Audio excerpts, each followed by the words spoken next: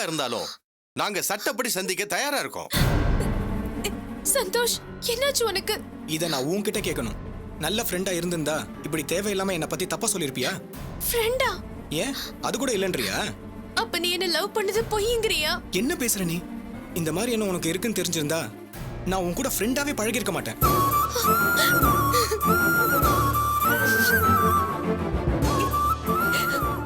உனக்கே தெரியும் எத்தனை பொண்ணுங்க என் கூட ஃப்ரெண்டா இருக்காங்கன்னு.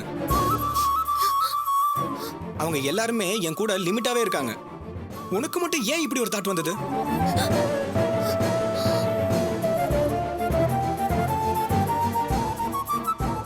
சாரி மது, உன் மேல நான் வச்சிருந்த மரியாதை எல்லாம் போயிடுச்சு. உன்னை பார்க்கறது கூட அருவருப்பா இருக்கு. வாய் மூடுறா. சத்தியமா நீ எல்லாம் நல்லாவே இருக்க மாட்டே. தபர் மது, சாபம் கொடுக்கறதுக்குலாம் ஒரு தகுதி வேணும். உங்ககிட்ட அது இருக்கான்னு நீயே யோசிச்சு பாரு. சார், நட்ராஜ் அவங்கள தான் லவ் பண்ணாங்க. அவங்க தான் சண்டை போட்டுக்கிட்டாங்க. என்ன பிரச்சனைன்னு அவங்களே கேளுங்க சார். அவ சொன்னான்றதுக்காக என்னை கூப்பிட்டு வச்சு அசிங்கப்படுத்தாதீங்க சார். இதையெல்லாம் மது தான் வேற யாரையோ வச்சு செஞ்சான்னு நான் சொன்னா நீங்க நம்பிடுங்களா சார்?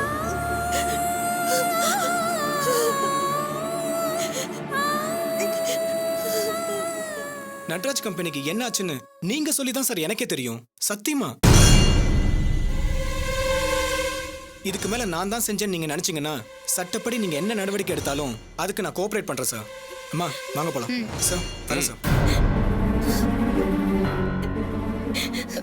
ஐயா, இவங்க வீட்டில் தான் ஐயா நான் வேலை பார்த்தேன். மொதல் அந்த மாதிரி பொண்ணு இல்லைங்க ஐயா.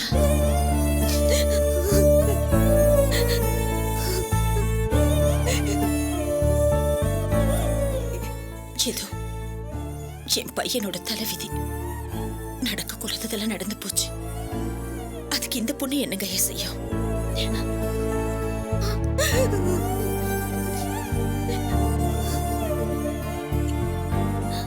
நானும் 2 பொண்ணுங்களை பெற்றிருக்கேன். தப்பி செய்யாம போலீஸ் ஸ்டேஷன்ல என் பொண்ணு வந்து நிக்குதுன்னா எப்படி இருக்கும்னு எனக்கு புரியுதுங்கய்யா.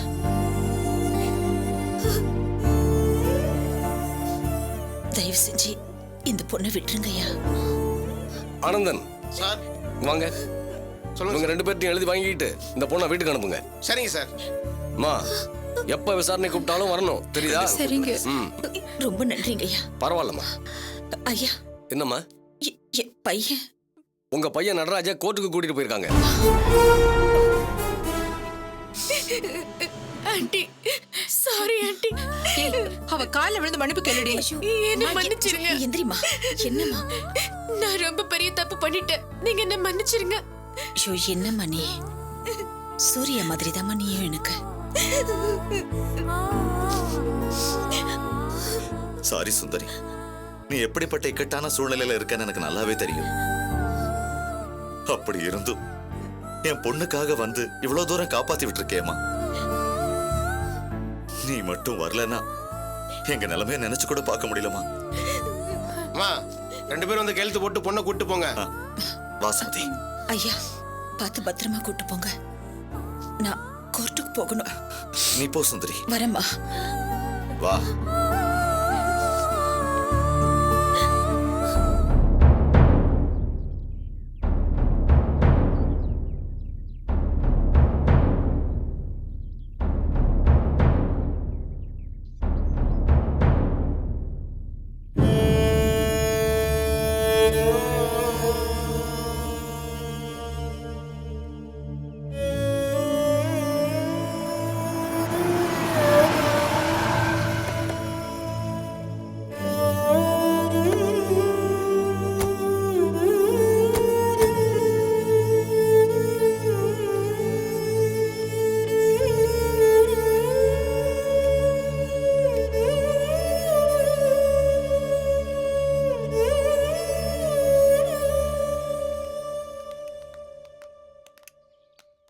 என்னாச்சு ஷாம்?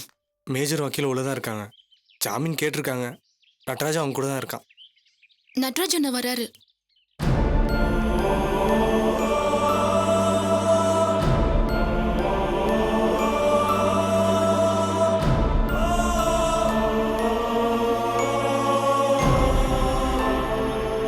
நட்ராஜ், நீ ஒன்றும் பயப்படாத. நட்ராஜ், டேய். அண்ணா, என்னாச்சு? இங்க பாருங்க தம்பி, எல்லாத்தையும் கேள்விப்பட்டோம். நடந்தது நடந்து போச்சுன்னு மனசை தேத்திக்குங்க. மனசை தளர விட்டுற வேண்டாம். நாங்கெல்லாம் இருக்கோம். உங்களுக்கு என்ன உதவி வேணாலும் பண்றோம். ஆமா நட்ராஜ், நீ தைரியமா இரு, அது மட்டும் போதும். இந்த கேஸ்ல எது வந்தாலும் நாங்க பாத்துக்கிறோம்.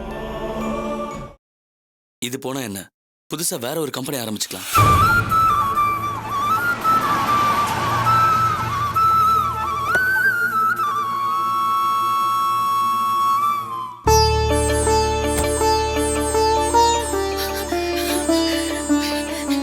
நட்ராஜ், உனக்கு ஒன்றும் ஆகலையப்பா? என்னங்க ஆச்சு? சுந்தரி, நீ ஒன்றும் பயப்படாத. தச்சமே நடராஜ் ஜாமீன் எடுத்தாச்சு. இதுக்கு மேல மற்ற விஷயங்களை வக்கீல் பார்த்துக்குவார். அம்மா, ஐயா, என் பிள்ளைய காப்பாத்தி கொடுத்துட்டீங்க. பரவாயில்ல சுந்தரி. உங்களுக்கு எப்படி நன்றி சொல்ல போறேன்னு தெரியல. அதெல்லாம் அப்புறம் சொல்லிக்கலாம். முதல்ல அவன ஒரு கோவிலுக்கு கூட்டிட்டு போய் அவன் பேர்ல அர்ச்சனை பண்ணுப்போம். டேய்,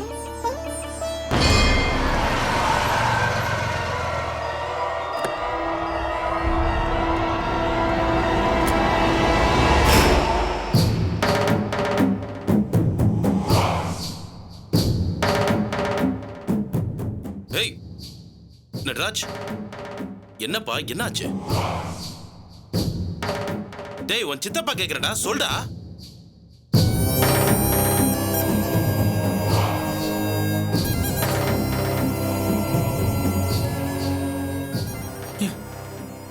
கம்பெனி எரிஞ்சு போச்சு. என்ன நடராஜ், எது நடந்தாலும் எனக்குள்ள ஃபோன் பண்ணி சொல்லியிருக்கணும். புச்சு பாபு, என்னப்பா, உன்னை எவ்வளவு பொறுப்பான பையன் நினைச்சிட்டு இருந்த. எனக்கு ஒரு தகவல் சொல்லியிருந்தீனா உன்னை இந்த இடத்துக்குலாம் வர விட்டுருப்பனா?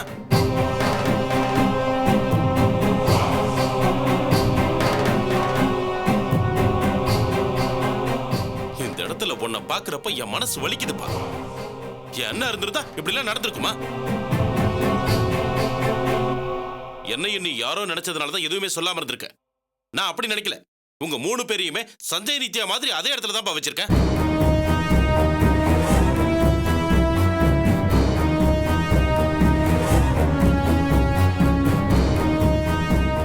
தப்பு நடந்து போச்சு. நான் ஹாஸ்பிட்டலுக்கு போயிருக்க கூடாது. புச்சு பாபு, என்னாலதான் அவங்க அம்மா கூட எவ்வளவு நம்பினாங்க. போச்சு.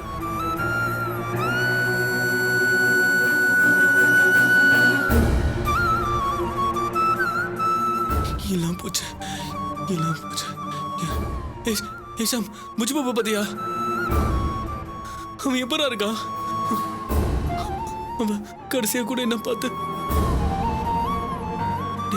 நிஷாம் கூட இருந்து பார்த்துக்கூடா, அவனுக்கு எதுவும் ஆயிடக்கூடாது. அவன் நல்லா இருக்கணும்.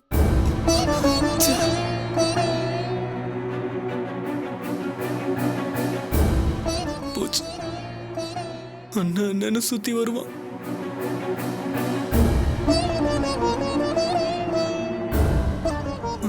அவனுக்கு எதுவும் இருக்கக்கூடாது.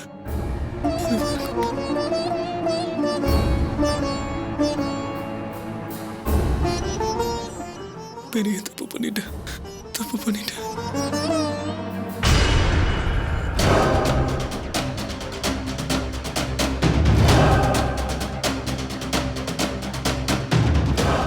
எப்படி உன் மகன் கதிய பாத்தியா? மனுஷனையா நீ? மனுஷனா? இந்த மாதிரி நேரத்துல கூட உன் நெஞ்சில ஈரமே இல்லையா?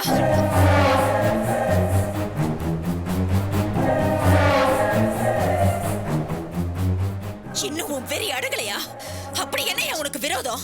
என் கம்பெனி எல்லாம் உனக்கு என் மேலதானே கோவா? என்ன கொண்டுடு, என்ன கொல்லையா? என்ன கொண்டு போட்டுடு. அதை விட்டுட்டு என் பிள்ளைங்களோட வாழ்க்கையில ஏயா விளையாடுற?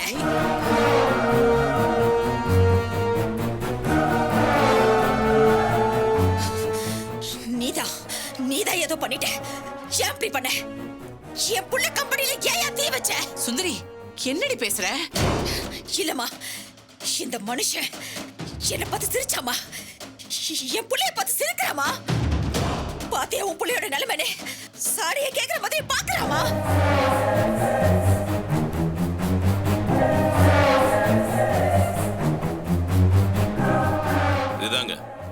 இதுதாங்க இவங்க கிட்ட இருக்கிற பிரச்சனையே.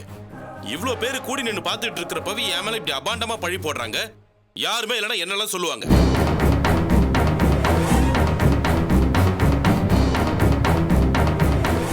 இவங்க பையனை நான் பார்க்க வர்றது பிடிக்கலனா அதை நேரடியா சொல்ல வேண்டியதானே? அதை விட்டுட்டு என் மேல என்ன சொல்றதுன்னு கூட தெரியாம கண்ணாபின்னு வளர்ன என்ன அர்த்தம்?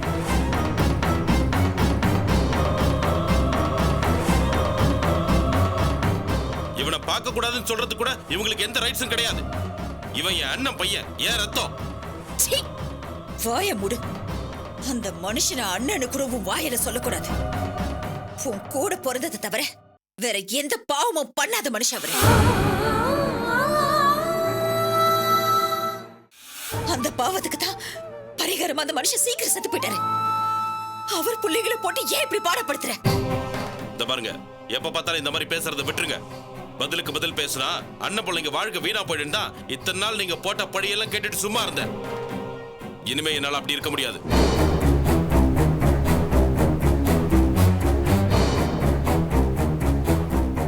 நல்லவன் வேஷம் போடுறதுக்கு உனக்கு சொல்லிய கொடுக்கணும். என் பிள்ளைங்க வாழ்க்கையை கெடுத்துட்டு நீ நல்லா இருந்துருவியா?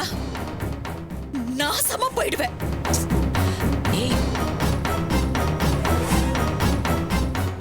அனாவசியமா பேசாதீங்க. கஷ்டப்பட்டு இருந்த அவங்களுக்கு காசு பணம் தூக்கி கொடுத்தவண்ணா உங்க பிள்ளைங்களுக்கு நல்லது பண்ணதுக்கு எனக்கு இதுவும் வேணும், இன்னமும் வேணும்.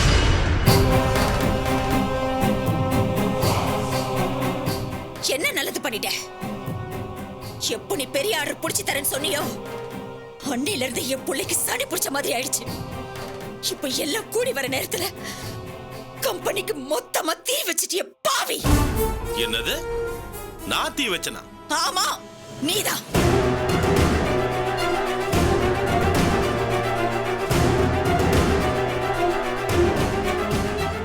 எப்ப என்ன பார்த்து இப்படி ஒரு வார்த்தை சொல்லிட்டீங்களோ அதுக்கப்புறம் எனக்கு யாருமே தேவையில்லை. ஏதோ கூட பிறந்த தோஷத்துக்காக அண்ணன் பிள்ளைங்களுக்கு நல்லது நடக்கணுமே நினைச்சேன். இனிமே அவங்களும் எனக்கு தேவையில்லை. சார், நீங்க பெரிய மனுஷன், நீங்களே நியாயத்தை சொல்லுங்க. அந்த கம்பெனி வைக்கிறதுக்கு 5 லட்சம் ரூபாய் பணம் கொடுத்தவனே நான் தான்.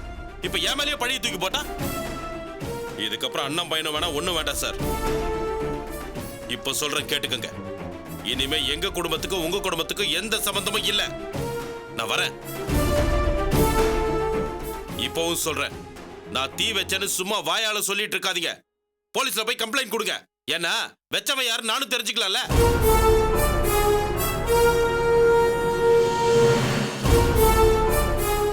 என்னடி ஆச்சு திடீர்னு உனக்கு? என்னம்மா, நீங்களும் என்ன நம்பாம பேசுறீங்களா? இல்லடி, அந்த ஆளு குணம் தெரிஞ்ச விஷயம் தானே. எதுக்கு வேணா அந்த ஆள் கிட்ட போய் சண்டை போட்டுக்கிட்டு? அம்மா, நட்ராஜோட நிலைமைய பாத்தீங்களாம்மா? பாத்தீங்களாம்மா என் பையனை?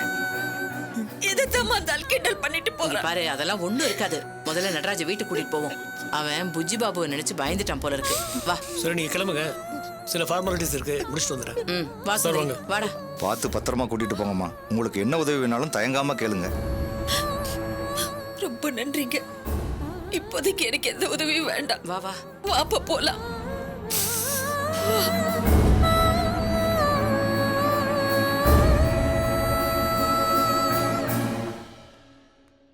சரிப்பா, வா போலாம்.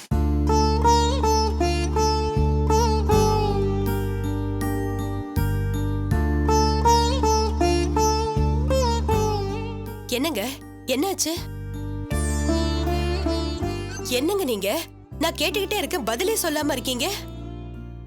என்னத்த சொல்ற? பட்ட காலே படம் கெட்டக்கூடிய கிடும்னு பெரியவங்க சொல்லுவாங்க. ஏன் இந்த அம்மாவுக்கு தொடர்ந்து சோதனையா வந்துகிட்டு இருக்குன்னு தெரியல. என்னங்க, என்ன நடந்துச்சுன்னு கேட்டா வியாக்கியானம் பேசிட்டு இருக்கீங்க. என்னதாங்க நடந்துச்சு? நடராஜ் வச்சிருந்த கம்பெனி தீப்பிடிச்சு எரிஞ்சு போச்சு. அதுல வேலை செஞ்சுக்கிட்டு இருந்த ஒரு சிறு வயசு பையன் அதுல மாட்டிக்கிட்டு செத்து போயிட்டான். ஏன்டா மைனர் பையனை வேலைக்கு சேர்த்தேன்னு சொல்லி போலீஸ் நடராஜை அழைச்சிட்டு போய் கோர்ட்ல ப்ரொடியூஸ் பண்ணிட்டாங்க.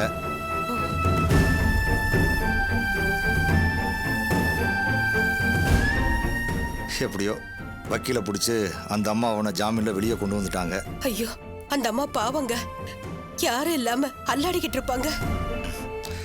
அதான் இல்ல பருவதம், நல்லவங்களை ஆண்டவன் எப்பவும் கைவிட மாட்டாங்கிறது உண்மைதான். அந்த அம்மா எப்படி மற்றவங்க விஷயத்தில் ஓடி ஓடி போய் உதவுனாங்களோ அதே மாதிரி அந்த அம்மாவோட கஷ்டத்துக்கு எல்லாரும் உதவுறதுக்கு ஓடி வந்துட்டாங்க. நான் கூட ஏதாவது உதவி வேணா கேளுங்கன்னு சொன்னேன். இப்போதைக்கு எதுவும் வேண்டான்னு சொல்லிட்டாங்க. என்னங்க நீங்க அவங்க வேண்டான்னு சொன்னா விட்டுடுறதா? நம்ம புள்ளைய வச்சு எப்படி பாத்துக்கிட்டாங்க, நாமளும் அவங்களுக்கு ஏதாவது பண்ணணுங்க. இந்த மாதிரி நேரத்துல செய்யாம வேற எப்ப செய்ய போறோம்? ஆமாப்பா, அம்மா சொல்றதும் கரெக்ட் தான். நடராஜா இந்த கேஸ்ல இருந்து எப்படியாவது ரிலீவ் பண்ணி ஆகணும். ஏப்பா, இவன் தான் குற்றவாளின்னு எரிச்சவனை கையை காமிச்சுட்டா தன்னை போல நடராஜ் வெளியே வந்துட்டு போறான். என்னப்பா சொல்றீங்க?